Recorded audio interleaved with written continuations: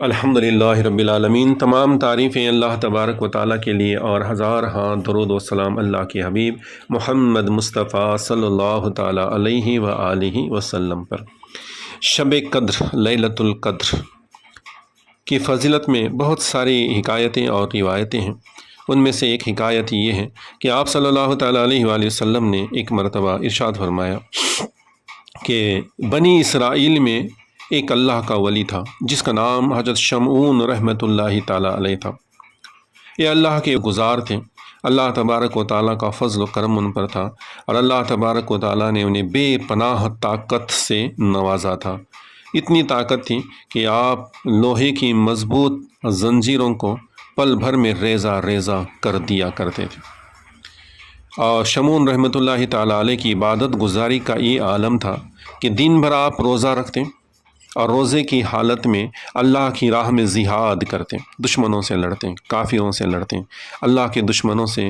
لڑائی کرتے، جہاد کرتے، اور رات اللہ تبارک و تعالیٰ کی عبادت میں صرف کرتے، گزار دیتے، اور بہت کم تھوڑا وقت آپ آرام فرماتے۔ کافر دشمنوں نے ہر چند کوشش کی کہ کسی طرح حضرت شمعون رحمۃ اللہ تعالیٰ علیہ کو شکست دی جائے، لیکن آپ ہر دم ناکام رہے۔ تو انہوں نے مشورہ کیا، اور اس مشورے میں شیطان بھی شامل ہوا، اور مشورہ یہ طے ہوا کہ کسی طرح سے ہم ان کی بیوی کو اپنی طرف کر لیتے ہیں۔ تو انہوں نے بہت ساری مال و دولت کا لالچ دے کر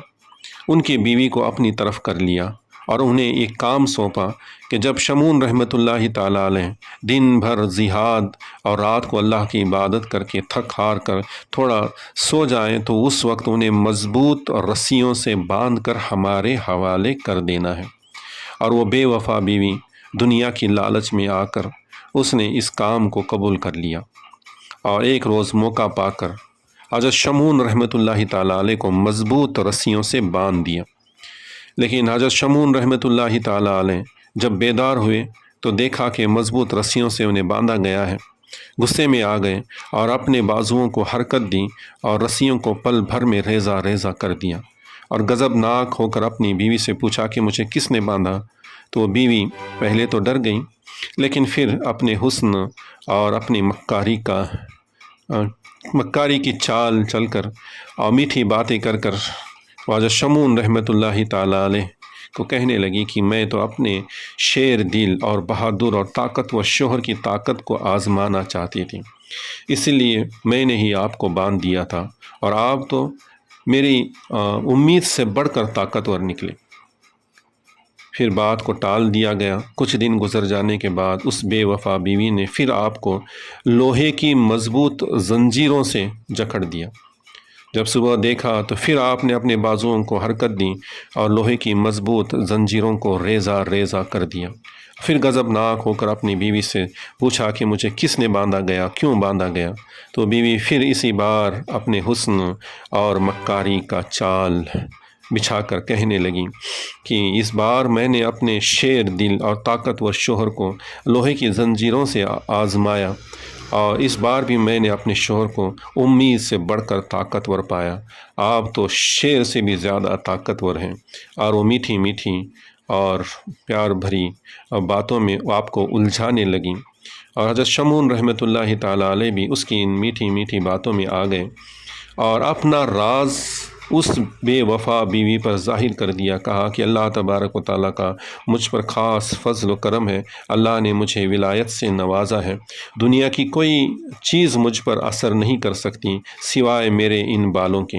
آپ کے بال یعنی گیسو مبارک بہت لمبے تھے، اور اسی میں بس طاقت تھی کہ آپ کو جکڑ سکتے تھے۔ بہرحال اس بے وفا بیوی نے جب یہ راز جان لیا تو مسکرا پڑی، اور ایک موقع پا کر اس بے وفا بیوی نے آپ کو آپ ہی کے بالوں سے یعنی آپ ہی کے گیسوؤں سے آپ کو جکڑ دیا، باندھ دیا اور دشمنوں کے حوالے کر دیا۔ دشمنوں نے آپ کو ایک ستون کے ساتھ باندھ دیا اور آپ کے ساتھ بڑی ظالمانہ حرکت کی۔ آپ کے ہاتھ کاٹے گئے، آپ کے کان کاٹے گئے، آپ کی ناک کاٹی گئی، آپ کی آنکھیں نکالی گئیں، اور آپ کو بے دردی سے شہید کر دیا گیا۔ حضرت شمعون رحمۃ اللہ تعالیٰ علیہ کی اس شہادت پر اللہ تبارک و تعالیٰ کو اپنے اس ولی کی اس طرح کی بے بسی پر جلال آیا، اور اللہ تبارک و تعالیٰ نے ان لوگوں پر اپنا قہر نازل فرمایا اور ان تمام لوگوں کو زمین میں دھسا کر ہلاک کر دیا گیا، اور اس بے وفا بیوی پر اللہ تبارک و تعالیٰ کی قہر کی بجلی گری اور وہ جل کر راکھ ہو گئی۔ جب یہ حکایت آپ صلی اللہ تعالیٰ علیہ وآلہ وسلم نے اپنے صحابہ کرام کو سنائی تو صحابہ کرام پہلے تو خوش ہوئے، پھر تھوڑے رنزیدہ خاطر ہوئے، عرض کرنے لگے کہ یا رسول اللہ، یہ کیسی عبادت ہے کہ حضرت شمعون رحمۃ اللہ تعالیٰ علیہ دن کو روزہ رکھتے اور رات کو اللہ کی عبادت میں گزارتے، اور اس طرح انہوں نے 1000 مہینوں سے زیادہ عبادت کی، اور اللہ تبارک و تعالیٰ کے اس ولی کو بڑی بے دردی سے شہید کر دیا گیا۔ انہوں نے صبر کیا تو اللہ تبارک و تعالیٰ نے ان پر یہ رحم کیا کہ ان کے ظالموں کو عذاب نازل فرمایا۔ تو حضرت شمعون رحمۃ اللہ تعالیٰ علیہ نے تو بہت بڑا مرتبہ اللہ کی بارگاہ میں حاصل کر لیا، ہم ایسا مرتبہ حاصل نہیں کر سکیں گے۔